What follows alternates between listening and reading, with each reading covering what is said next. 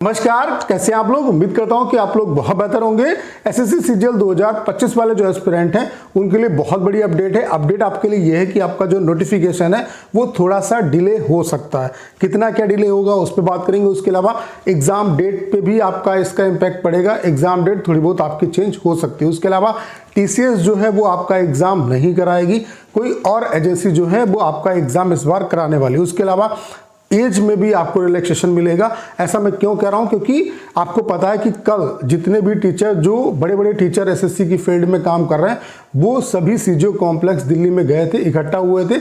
सभी ने आपके इशू को उठाया और एसएससी जो चेयरमैन है उनसे मिलने की जिद में जो टीचर्स थे वो काफ़ी टाइम तक बैठे रहे। आपको मैं दिखा रहा हूँ, यहाँ पे आप देख सकते हैं सुबह 10 बजे के बाद टीचर वहाँ पे इकट्ठा होना स्टार्ट हो गए थे और इनकी जो मीटिंग है एसएससी के चेयरमैन से वो देर रात में हो पाई थी। ठीक है, और कहीं ना कहीं मीटिंग जो थी वो सकारात्मक रही। उसमें क्या कुछ बातें हुई, ठीक है, और क्या कुछ पॉसिबिलिटी हो सकती है, इन सब पे बात करें। क्योंकि वहाँ पे एक चीज़ जो देखी गई है वो ये है कि उन्होंने कोई भी रिटर्न में आश्वासन नहीं दिया है। तो ऐसा भी हो सकता है, जैसे कि आपको पता है कि इस समय बातें तो बहुत कही जाती हैं इस गवर्नमेंट में, लेकिन उन्हें पूरा नहीं किया जाता। तो क्या है, ऐसा तो नहीं है कि सिर्फ हाँ वर्बली बोल दिया गया, एक प्रेशर था कि बच्चे और इकट्ठा हो जाएंगे। क्योंकि सभी जो टीचर्स थे उन्होंने सभी बच्चों से भी कहा था कि आप भी सीजीओ कॉम्प्लेक्स आइए, और बच्चे इकट्ठा होना स्टार्ट हो गए थे। अगर चेयरमैन नहीं मिलते तो आप ये मान के चलिए कि आज बहुत ज़्यादा भीड़ वहाँ पे हो जाती। तो आप देख सकते हैं यहाँ पे जितने भी मेन टीचर हैं, जैसे कि अभिनय सर हैं, शुभम जैन सर हैं, ठीक है, उसके अलावा आदित्य रंजन सर हैं, जितने भी बड़े बड़े टीचर हैं वो सारे इकट्ठा हुए थे। ठीक है, और वहाँ पे और भी इकट्ठा होते। तो कल टीचर्स ने जब मतलब चेयरमैन से उनकी बात हो गई तो उन्होंने खुद कह दिया कि अब आप लोग मत आइएगा। ठीक है, लेकिन यहाँ पे अभिनय सर ने ये भी क्लियर किया है कि जो लड़ाई है वो हमारी चलती रहेगी। अभी हम कोर्ट के थ्रू जो हमें चीज़ें करनी है वो हम करेंगे। बाकी अगर जो भी चीज़ें इन्होंने कही है वर्बली, अगर ये पूरा नहीं करते हैं तो फिर हम मतलब 1 हफ्ते या 10 दिन के बाद फिर आएंगे यहाँ पे। ठीक है, और फिर ज़्यादा बच्चों के साथ आएंगे। क्योंकि ऐसा नहीं कि सिर्फ इन्होंने बातों में ही टाल दिया। और कल 1 अप्रैल भी था, तो हो सकता है कि इन्होंने 1 अप्रैल कर दिया हो। तो यहाँ पे किस किस इशू से रिलेटेड बातें हुई, तो यहाँ पे जितने भी इशू जो एसएससी में चल रहे थे सभी के बारे में चेयरमैन को बताया गया और उन्हें इसके बारे में क्लियरली सारी चीज़ें पता थी। उन्हें सीजीएल 2024 के में जो गड़बड़ियाँ हुई हैं इसके बारे में भी बताया गया। उसके अलावा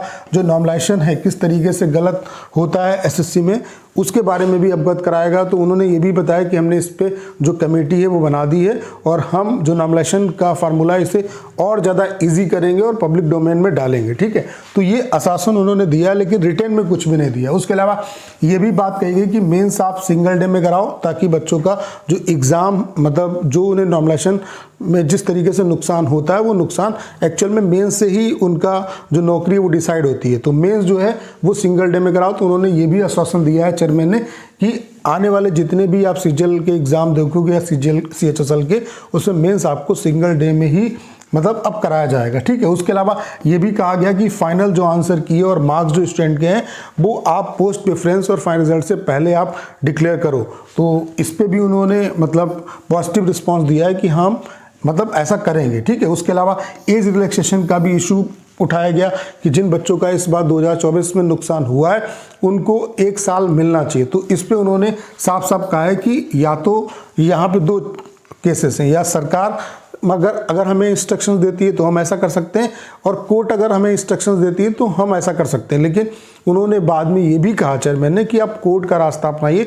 अगर कोर्ट ऑर्डर दे देती है कि इन बच्चों को 1 साल और दिया जाए तो वो इजीली हम कर पाएंगे। तो इस पे भी चीज़ें हो रही हैं और कोर्ट तो हम गए हैं ऑलरेडी, तो वहाँ पे चीज़ें होंगी। तो आप ये मान के चलिए कि इस बार जो 1 साल का रिलैक्सेशन है बच्चों को वो मिलेगा, डेफिनेटली मिलेगा। तो ये आप सबके लिए अच्छी अपडेट है। उसके अलावा टीसीएस के बारे में भी चीज़ें उठाई गई, ठीक है, कि इतने ज़्यादा चीज़ें गलत हो रही हैं, इतने ज़्यादा गलत क्वेश्चन बनाए जा रहे हैं। तो उन्होंने इस पर भी मतलब रिप्लाई दिया कि आने वाले टाइम में अब आपको जो क्वेश्चंस हैं वो एक भी आपको गलत देखने को नहीं मिलेंगे।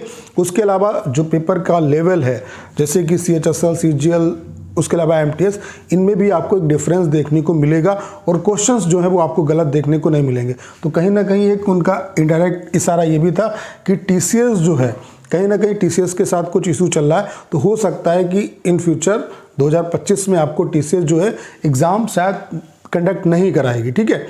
और जो क्वेश्चन है वो टीसीएस नहीं बनाएगी। तो सारी चीज़ें हो सकती है, लेकिन टीसीएस नहीं तो फिर कौन? कहीं ऐसा ना हो कि टीसीएस मतलब कुछ अच्छे के चक्कर में हमारे साथ और बुरा हो जाए। ऐसा ना हो कि अभी चलो गनीमत है, कोई और ऐसा वेंडर आ जाए जो और ज़्यादा हद पीट दे, मतलब और ज़्यादा दिक्कतें हो। क्योंकि टीसीएस अगर देखा जाए जितनी भी संस्थाएं जो एग्ज़ाम कराती हैं उनमें टीसीएस ठीक ठाक है, ठीक है। तो टीसीएस नहीं तो फिर कौन? तो उसका भी जवाब चाहिए, लेकिन अभी कोई भी रिटर्न में जवाब नहीं मिला। उसके अलावा इन्होंने ये भी कहा है कि थोड़ा बहुत नोटिफिकेशन जो है उसमें हम डिले करेंगे। तो अभी हो सकता है अगर ये 22 तारीख को ही नोटिफिकेशन जो कि आने वाला अगर देते हैं तो जाहिर सी बात है जो इन्होंने कहा है उस पर ये अमल नहीं कर रहे हैं, ठीक है।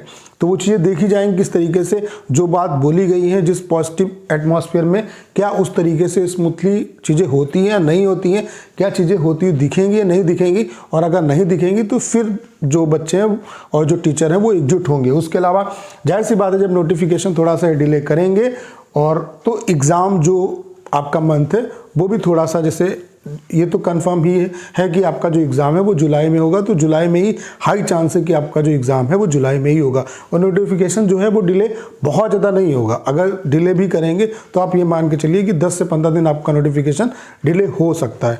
बाकी क्या कुछ चीज़ें हो सकती हैं, तो अभी जो भी मीटिंग हुई है, मीटिंग में यही पॉइंट्स जो थे वो उठाए गए और इन पे पॉजिटिव जो रिस्पांस है वो देखने को मिला। बहुत ही अच्छे एटमॉस्फेयर में बातचीत हुई, चेयरमैन ने बहुत अच्छे तरीके से बातें सुनी और रिप्लाई भी दिए, लेकिन कोई भी लिखित जो आश्वासन है वो नहीं मिला। ये सबसे बड़ी बात है, ठीक है। अब देखते हैं कि क्या चीज़ें वैसे होती हुई दिखेंगी या नहीं दिखेंगी। अगर नहीं दिखेंगी तो फिर जो टीचर्स हैं और जो स्टूडेंट हैं वो सीजे कॉम्प्लेक्स में इकट्ठा होंगे, ठीक है। तो ये कंक्लूजन है जो कल चीज़ें हुई हैं उसका, ठीक है। बाकी जो भी चीज़ें होंगी मैं उसके बारे में आपको अपडेट करता रहूँगा।